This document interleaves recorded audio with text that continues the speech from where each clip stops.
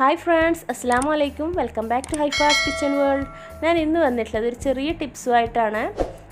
അപ്പം ഇത് പഴയ ചൂലാണ്. ചൂൽ ടിപ്സ് ആണ് ഇന്ന് കൊണ്ടുവന്നിട്ടുള്ളത്.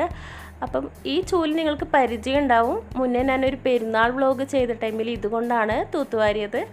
അപ്പം ഇത്രയും ലോങ് ലാസ്റ്റിംഗ് ആയിട്ട് ഇരിക്കാനായിട്ട് നമ്മൾ എന്തൊക്കെ ചെയ്യണം എന്നുള്ളതാണ് ഞാൻ ഇന്ന് പറയുന്നത്. ഒരു ചെറിയ ടിപ്സാണ്. ഒരു ചെറിയ കാര്യം ചെയ്താൽ മതി, നിങ്ങൾക്ക് ചൂല് ഒരുപാട് നാൾ നിൽക്കും. അപ്പോൾ ഇത് വാങ്ങിച്ച പാടുള്ള ചൂലാണ്. 140 രൂപയുടെ ഒരു മീഡിയത്തിലുള്ളൊരു ചൂലാണ്.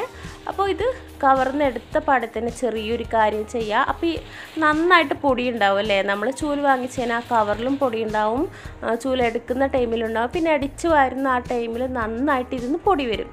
അപ്പോൾ അതില്ലാതിരിക്കാനായിട്ട് ഒരു ചെറിയ കാര്യം ചെയ്താൽ മതി. മാത്രമല്ല നല്ല സ്ട്രോങ് ആയിട്ട് ഇരിക്കുകയും ചെയ്യും. കുറച്ച് ചൂടുവെള്ളം എടുക്കുക. ഈ ഒരു പരുവത്തിലത് ചൂടായി വരുമ്പോൾ നമുക്കത് ചൂലിലേക്ക് ഒഴിച്ചു കൊടുക്കുക. ചൂടോടെ തന്നെ ഒഴിച്ചു കൊടുക്കണം. ഇങ്ങനെ ചെയ്ത് കഴിഞ്ഞാൽ നല്ല സ്ട്രോങ് ആയിട്ട് ഇരിക്കുകയും ചെയ്യും. ആ പൊടിയിൽ നിന്ന് നമ്മൾ അടിച്ചു വരുന്ന ആ ടൈമിൽ പൊടി കുറഞ്ഞ എമൗണ്ടിൽ മാത്രമേ വരുള്ളൂ. ഏകദേശം ഒരു 2% മാത്രമേ പൊടി വരുള്ളൂ. അതും ഏകദേശം 2 ദിവസം വരും, പിന്നെ ഒന്നും ഉണ്ടാവില്ല, പൊടിയൊന്നും വരില്ല. ഷുവറാണ്. ഇത് ഉമ്മ ചെയ്യുന്ന ഒരു ടിപ്സാണ്. അപ്പം ഇപ്പം ഞാനും ചെയ്യാറുണ്ട്. അപ്പോൾ അത് നിങ്ങൾക്കും കൂടി ഒന്ന് പറഞ്ഞു തരാമെന്ന് വിചാരിച്ചു. ഇത് രാവിലെയാണ് ഞാൻ ചെയ്തത്. ഏകദേശം 2 മണിക്കൂർ നല്ല വെയിലുണ്ടായിരുന്നു. 2 മണിക്കൂർ വേണ്ട, നല്ല ചൂടുണ്ടായിരുന്നു. അപ്പോൾ ഇത് നന്നായിട്ട് ഉണങ്ങിയതിന് ശേഷം ഒന്ന് ഷെയ്ക്ക് ചെയ്യുമ്പോൾ ഇതിൽ നിന്ന് പൊടിയൊന്നും വരില്ല.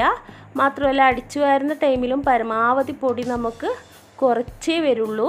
അപ്പോൾ ഈ ഒരു ചെറിയ ടിപ്സ് നിങ്ങൾക്ക് ഇഷ്ടപ്പെടുകയാണെങ്കിൽ ലൈക്ക് ചെയ്യുക, ഷെയർ ചെയ്യുക. സബ്സ്ക്രൈബ് ചെയ്യാതെ കാണുന്നവരാണെങ്കിൽ സബ്സ്ക്രൈബ് ചെയ്യുക. അപ്പോൾ മറ്റൊരു വീഡിയോ ഞാൻ വരുന്നവരേക്കും ടേക്ക് കെയർ. Bye-bye.